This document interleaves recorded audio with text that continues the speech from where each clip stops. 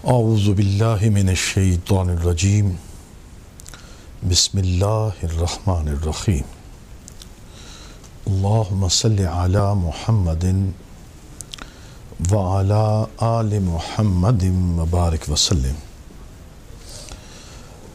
ناظرین محترم، آج میں آپ کے سامنے کلام مجید قرآن کریم فرقان حمید، اللہ کی آخری کتاب، آخری وحی، اس کی تفسیر، اس کا خلاصہ اور قرآن مجید کی جو صورتیں ہیں 114، ان کا تعارف، کلام مجید کے مضامین کا تعارف آپ کی خدمت میں پیش کرنے کے لیے ایک نئے پروگرام کے ساتھ حاضر خدمت ہوں۔ قرآن مجید ہم سب مسلمان جانتے ہیں کہ یہ اللہ کی طرف سے بھیجی ہوئی آخری کتاب ہے، جو جناب محمد الرسول اللہ صلی اللہ تعالیٰ علیہ وآلہ آلہ وبارک وسلم، جو اللہ کے آخری نبی اور آخری رسول ہے، سرکار کے قلب اطہر پر اس قرآن کو اتارا گیا۔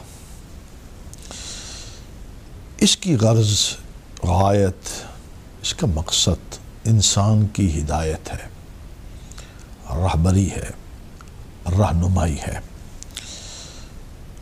جتنی بھی کتابیں ہیں جو ہمارے پاس موجود ہیں، چاہے وہ سماوی ہیں، الہامی ہیں، یا مخلوق نے خود انسانوں نے لکھی ہیں، ظاہری بات ہے کتاب کا ایک عنوان ہوتا ہے، ایک سبجیکٹ ہوتا ہے، موضوع ہوتا ہے کہ وہ کسی ایک موضوع پر یا کسی عنوان پر وہ کتاب لکھی جاتی ہے۔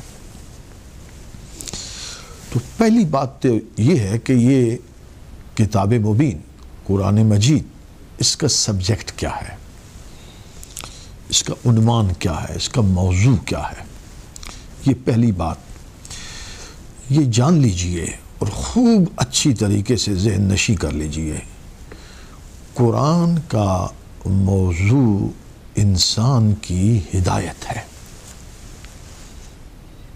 اس کی رہنمائی ہے، اس کو راستہ دکھانا ہے، یہ اس کا موضوع ہے۔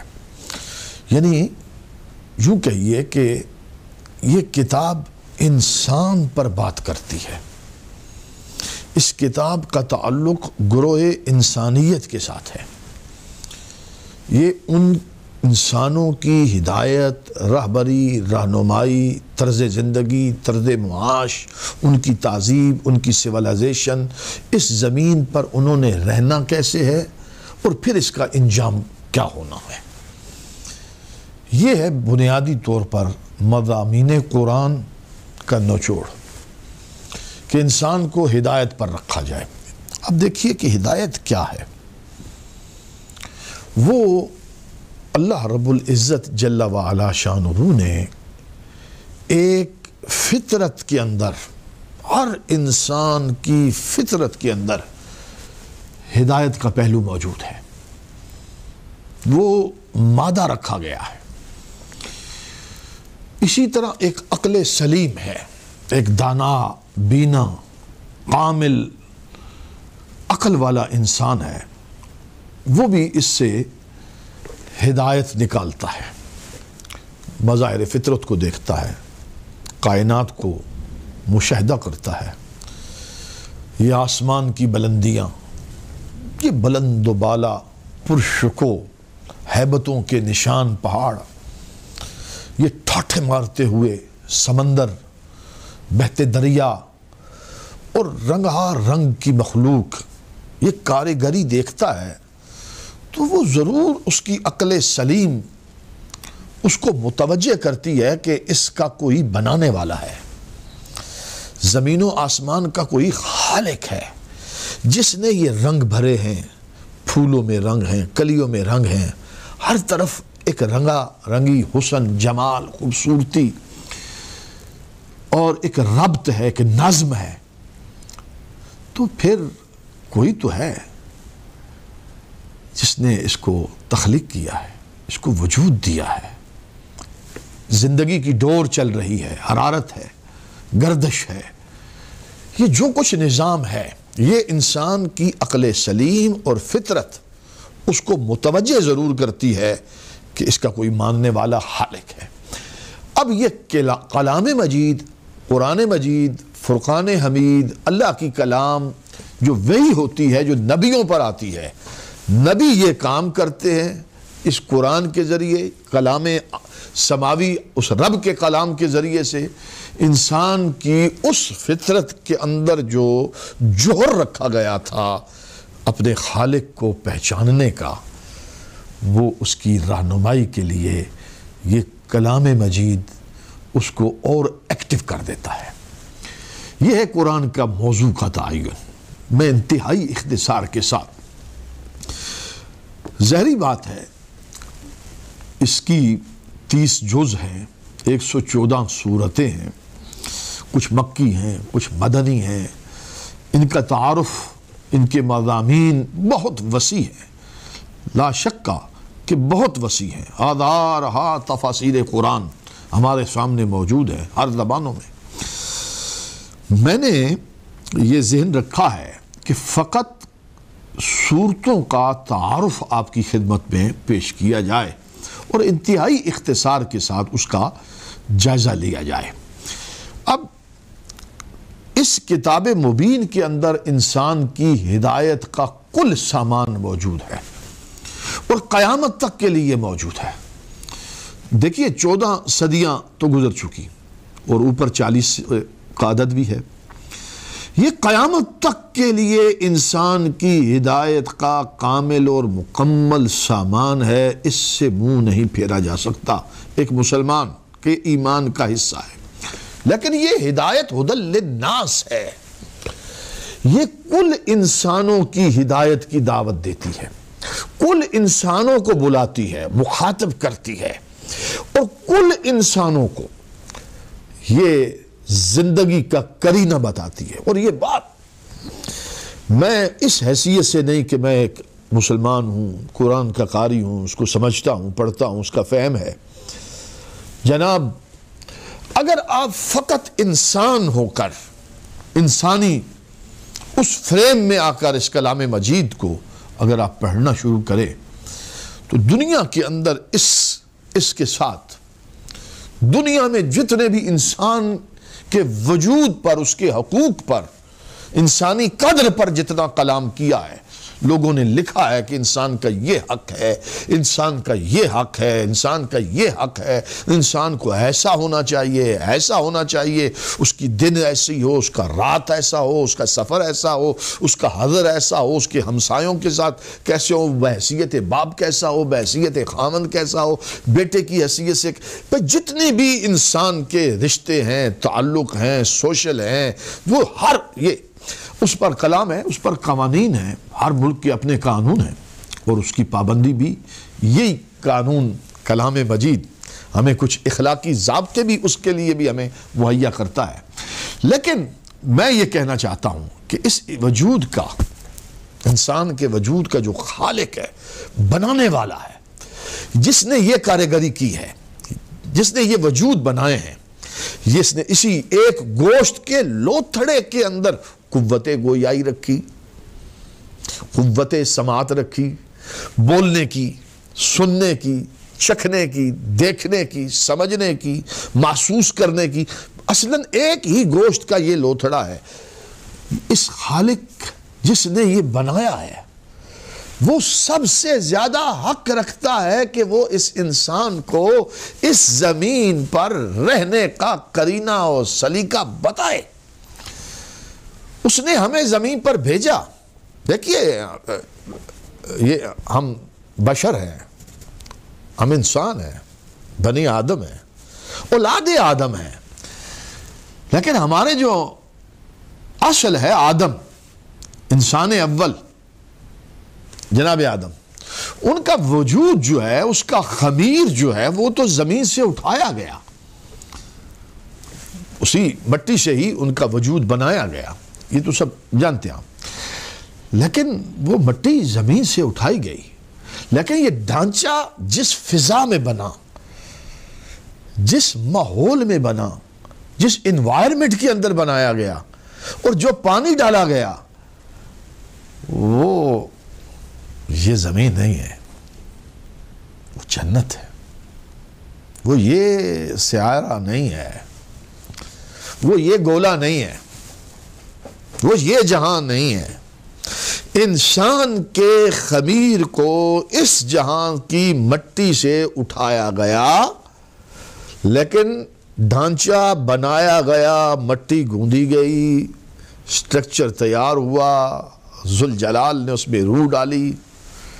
یہ پروسیس اس جہان میں نہیں ہوا، پر یہ ایک لمبا موضوع ہے، لیکن اس نے ان جنت کی ہواؤں اور فضاؤں اور سبزہ زاروں اور مرغداروں میں، اس پاکیزہ ماحول میں ہمیں اس جل شانہ نے شان قدرت سے وجود بخش دیا، اور پھر ہمیں اتارا اس زمین پر جناب سیدنا آدم علیہ السلام کو، اور آدم کی پھر اولاد چلی، اور میں اور آپ ہم سب گروہ انسانی سے ہم اولاد آدم کہلائے۔ اور اس رب تعالیٰ نے فرمایا کہ یا اللہ تعالیٰ فرماتا ہے وَلَقَدْ كَرَّمْنَا بَنِي آدم، ہم نے اولاد آدم کے سر پر عزت، تاج، شرافت، بزرگی، تاج سجا دیا ہے، عزت دی ہے۔ یہ رب تعالیٰ فرماتا ہے وَلَقَدْ كَرَّمْنَا بَنِي آدم، ہم نے اولاد آدم کو تاج شرافت بخشا ہے، تاج بزرگی بخشی ہے، عزت والا ہے انسان۔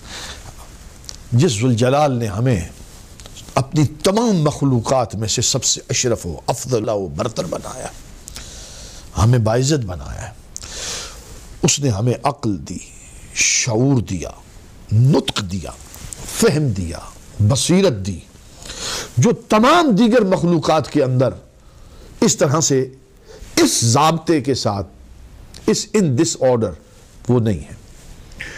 ہمیں احساسات دیے، درد دیا، محبت دی، ہمیں جذبات عطا کیے۔ فرشتوں کے اندر جذبات نہیں ہیں، احساس درد نہیں ہے، لیکن انسان کو اتنے اوصاف بخشے۔ اب ظاہری بات ہے کہ اس نے اپنا خلیفہ جو بنایا، جسے اپنا نائب بنا رہا ہے اور اپنا خلیفہ قرار دے رہا ہے، پھر تو کمال تو دینے تھے، صفات تو دینی تھی، قوتیں تو دینی تھی، کچھ ایسی طاقتیں تو اسے دینی تھی۔ جب نائب ہے کس کا؟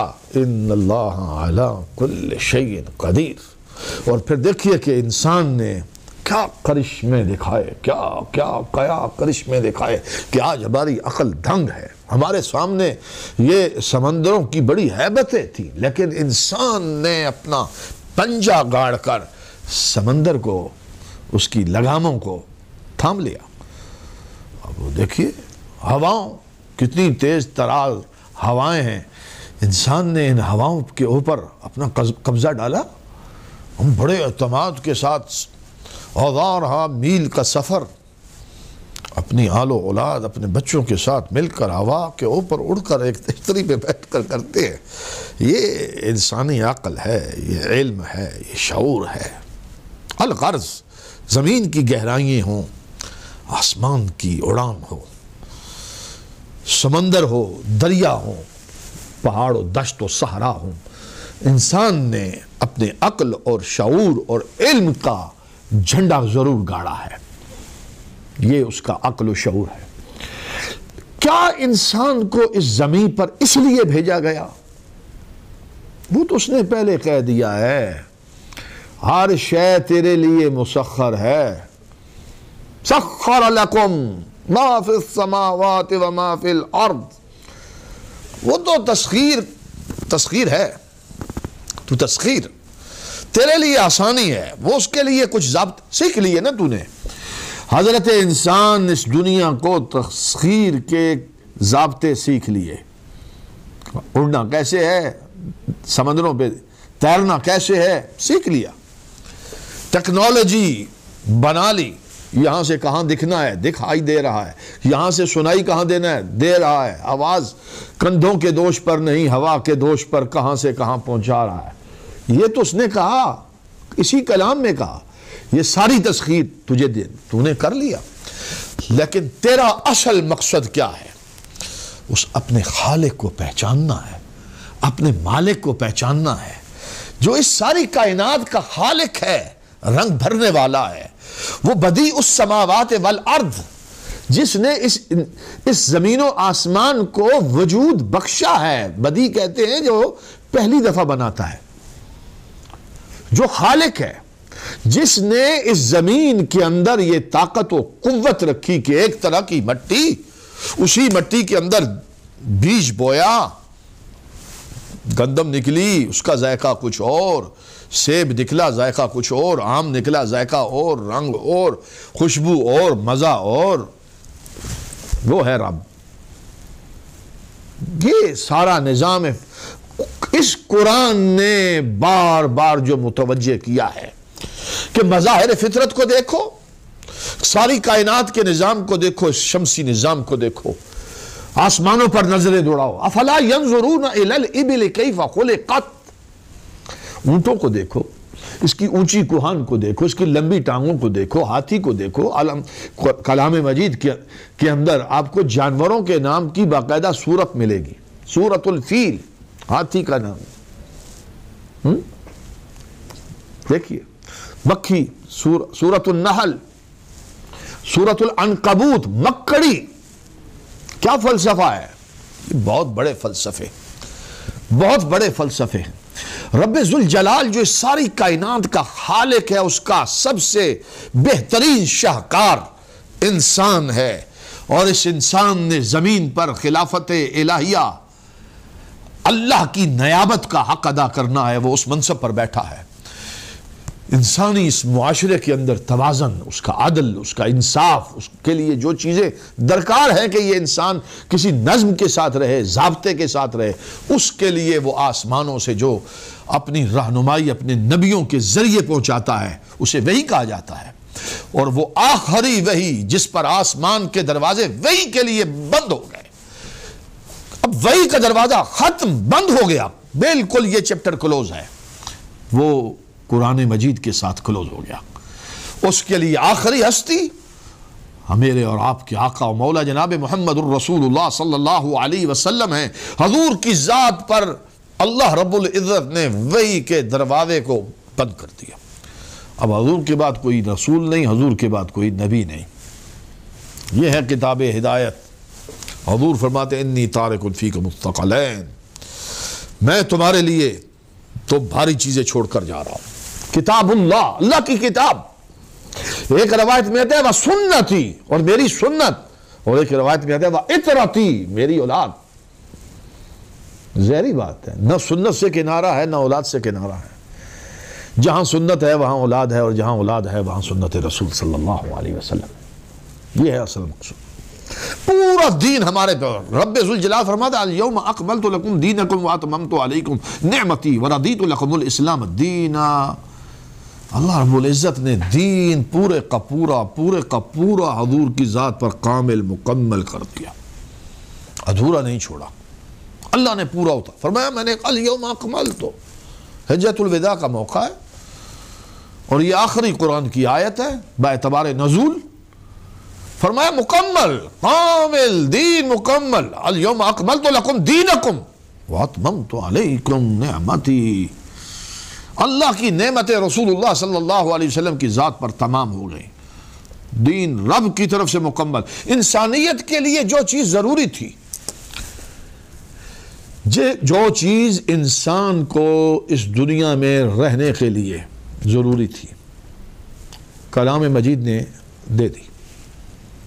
اگلے جہان کے لیے دوسرا جہان، یعنی اس دنیا میں جب ہم ختم ہو جائیں گے بہرحال، اور یہ ایک ایسی بدی حقیقت ہے کہ دنیا کا ہر انسان اس بات کو مانتا ہے کہ ہمیں موت آنی ہے، ہم نے مرنا ہے، یہاں پہلے کوئی نہیں رہا، جو آیا وہ گیا، چلا گیا، کہاں گیا؟ یہ ہے ہمارا عقیدہ۔ وہ جہاں گیا وہ ایک جہان ہے، جو آیا وہ گیا کہاں؟ وہ ایک جہان ہے، وہ ایک دنیا ہے، وہ ایک اگلا جہان ہے۔ لفظ میں نے دنیا کہا، وہ دنیا کا معنی یہ نہیں ہے، یعنی ایک اور جہان ہے جسے ہم آخرت کہتے ہیں، جسے یوم الحساب کہا جاتا ہے، جسے یوم الدین کہا جاتا ہے، جسے یوم الجزا کہا جاتا ہے۔ یہ ہمارا نظریہ ہے۔ اس جہان ہو یا وہ جہان ہو، ربنا آتنا فی الدنیا حسنہ وفی الآخرۃ حسنہ، دونوں کے لیے سامان زیست اس دنیا کا اس قرآن کے اندر کامل و مکمل ہے۔ حالات بدلتے رہیں گے، رنگ بدلتے رہیں گے، صدیاں قرن بدلتے رہیں گے، تہذیبیں سویلائزیشن تبدیل ہوتی رہے گی، لیکن یاد رکھیے یہ بات اٹل ہے، یہ بات اٹل ہے کہ جو اس زمین کے اوپر تبدیلی لا رہا ہے، ایام نداولھا، یہ گردش ایام و لیل و نہار ہے، جو سورج کو اٹھاتا ہے ادھر سے ادھر سے، چاند نکلتا ہے، یہ سارا ایک نظام ہے، اسی خالق کی بھیجی ہوئی یہ کتاب ہے۔ بھائی کوئی کہے کہ یار وقت کے ساتھ سے بدل جاتی ہیں چیزیں، بھائی مانتا ہوں، میں مانتا ہوں انسان کی بنائی ہوئی چیزیں بدلتی ہیں، آئنسٹائن کے فارمولے بدل گئے، بہت بڑے سائنسدانوں کی تھیوریاں چینج ہو جاتی ہیں، مانتا ہوں، اپ گریڈ ہوتے ہیں، ٹیکنالوجی آگے بڑھتی ہے۔ کوئی زمانہ تھا جس زمانے میں ہمارے پاس ہمارے سامنے کچھ اور چیزیں تھیں، آج ہماری رہن سہن، تہذیب، تمدن، ہماری سوسائٹی، ہمارا رہن سہن، کھانا پینا، لباس، لائف سٹائل، زندگی کا ہر قرینہ آج بدل گیا ہے، لیکن یہ بدلاؤ، یہ تبدیلی انسان نے خود کی، اس نے بنائی، اسی کے اندر اس نے تبدیلی کی، لیکن یاد رکھیے جو خالق کائنات ہے، جو مالک ارض و سما ہے، میرا اور آپ کا جو خالق ہے، اس نے جو قانون دیا، جو ضابطہ دیا انسان کی زندگی کے لیے، اس دنیا کی اور اخروی دنیا کے لیے، اس نے قانون دینے کے بعد کہا لا تبدیل لکلمات اللہ۔ ناظرین کرام، اس کے فیصلوں میں تبدیلی نہیں، اس کے احکامات میں تبدیلی نہیں، اس نے جو قرینہ، ضابطہ، سلیقہ انسانوں کی تہذیب کو دیا کہ تم نے ایسا رہنا ہے، ایسے بسنا ہے، تمہارے اس کے اندر کوئی تبدیلی نہیں ہے۔ لا تبدیل لکلمات اللہ، اور یہ ہے کتاب مبین، یہ ہے کلام مجید، یہ ہے قرآن، یہ ہے فرقان، فرق کرنے والا، یہ حکیم ہے، حکمت، دانائی، بزرگی، سب کچھ قرآن کے اندر موجود ہے۔ آئیے میں آج کے اس درس کو سورہ فاتحۃ الکتاب پر، انشاءاللہ ہمارا اگلا درس جو ہوگا اور فہم قرآن پر، وہ سورہ فاتحۃ الکتاب کے بعد سورہ بقرہ آتی ہے۔ ہم ہر سورت کا ایک انتہائی اجمالی اور مختصر سا تعارف آپ کی خدمت میں پیش کیا کریں گے۔ سورہ فاتحہ مکیہ وہی 7 آیات، یہ سورہ فاتحہ ہے، مکہ مشرفہ میں نازل ہونے والی ہے، اور اس کی 7 آیات ہیں۔ اس پر پہلی بات یہ یاد رکھنے کی ہے، مکہ مشرفہ میں جو پہلی سورت مکمل، پہلی مکمل جو سورت نازل ہوئی ہے وہ سورہ فاتحہ ہے، مکمل سورت۔ مثلا سورہ علق کی آیات پہلی اتری ہے، ہم جانتے ہیں پہلی وہی اقرا، لیکن اس کی کچھ آیات ہیں، ٹھیک ہے، سورہ مدثر اس کی کچھ آیات ہیں۔ مکمل سورت جو پہلی اتری ہے وہ سورہ فاتحہ، فاتحۃ الکتاب ہے۔ اس کی 7 آیات ہیں، اس کے اسماء ہیں بہت سے، 17 سے زیادہ غالباً اس کے اسماء لکھے ہیں محدثین نے، مفسرین نے، جو مرویات میں ہیں، رسول اللہ اور صحابہ کی زبانوں سے جو جاری ہوئے ہیں، اس کے بہت سے نام ہیں۔ اور اس کی بھی ایک وجہ ہے کہ یہ عرب کا ایک طریقہ تھا کہ وہ جس سے زیادہ محبت کرتے تھے، جس سے زیادہ پیار ہوتا تھا، تو پھر اس کے جو اسما تھے وہ نام زیادہ رکھ دیتے تھے. دیکھیے آج بھی ہمیں جس سے پیار ہوتا ہے تو اس کے زیادہ القابات ہوتے ہیں, زیادہ پیار ہوتے ہیں. ماں بچے کا نام رکھتی ہے, اس کا پیار کا اپنا انداز ہوتا ہے, باپ کا, بہنوں کا اپنا, ایک ناموں کا یہ لمبی بات ہے. بہرحال تو یہ عربوں کا بھی ایک ٹرینڈ تھا, ایک رسم تھی, ایک رواج تھا, ذوق تھا ان کا. تو یہ صحابہ کبار رضوان اللہ تعالی مجمعین نے اس صورت کے اب خود سے بہت سے نام اہل بیت نے ان کے نام کے رکھے, اور یہ سب باتیں احادیث میں ہمیں مل جاتی ہیں. ان میں سے معروف نام ہے مثلا سورۃ الفاتحہ, یہ سب جانتے ہیں فاتحہ, اور اس کی وجہ یہی ہے اس کو فاتحۃ الکتاب یعنی اس کتاب کو کھولنے والے. فتح یفتح کا معنی کھولنا ہوتا ہے, جیسے ہم کہتے ہیں مفتاح, مفتاح کا معنی کنجی ہے, وہ یہی معنی دیتی ہے. تو یہ کتاب کو کھولنے میں یعنی سب سے ابتدا کے اندر مصحف کے اندر جو ہمارے سامنے اس وقت مصحف کی ترتیب ہے تو یہ پہلی صورت یہاں پر آتی ہے. اس بنیاد پر بھی اسے فاتحہ کہا جاتا ہے, اور اس کی وجہ بھی یہی ہے کہ سارے قرآن مجید کے جو مضامین ہیں ان کو بھی یہیں سے کھولا جاتا ہے. اس کو ام الکتاب بھی کہا جاتا ہے, اس کو ام القرآن بھی کہا جاتا ہے. اس کی بھی وجہ یہی ہے کہ اس کے اندر جو مضامین ہیں جو میں آگے جا کے عرض کروں گا وہ پورے قرآن کا گویا کہ نچوڑ و خلاصہ ہے. اسے سورہ شفا بھی کہا گیا ہے, اسے سبع مثانی بھی کہا گیا ہے, اسے صلاۃ بھی کہا گیا ہے, یعنی بمعنی دعا کے بھی کہہ سکتے ہیں کہ یہ ایک دعا ہے. اور یہی وجہ ہے کہ یہ سورت ہمیں بطور دعا ہر جگہ پر, ہر مقام پر سرکار دو عالم صلی اللہ علیہ وسلم نے سورہ فاتحہ کو بطور دعا بھی لیا ہے.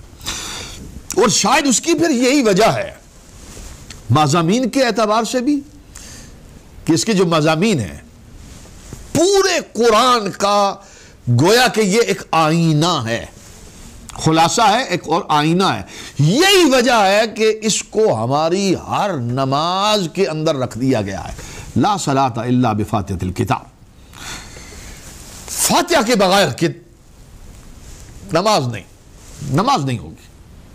اور ہر مسلمان, ہر نماز پڑھنے والا, فرض ہے, سنہ ہے, نفل ہے, واجب نماز ہے, وہ کیا کرتا ہے؟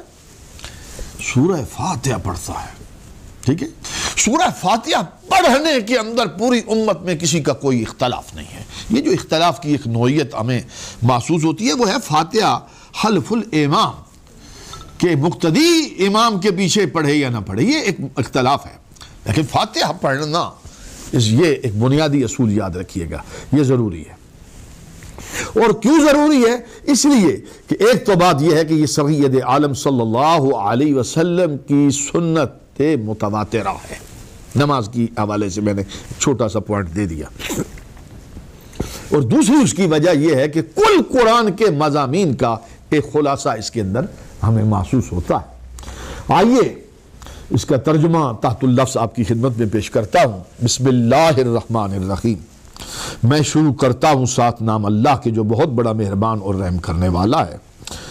اور اس کا ترجمہ جو میں نے آپ کے سامنے سادہ لفظوں میں ایک تو کر دیا, اس کا تحت اللفظ اگر کریں تو اس کا معنی بنتا ہے, میں زیادہ گہرائی گرامر میں نہیں جاؤں, تو اللہ کے نام کے ساتھ جو بہت بڑا مہربان اور رحم کرنے والا.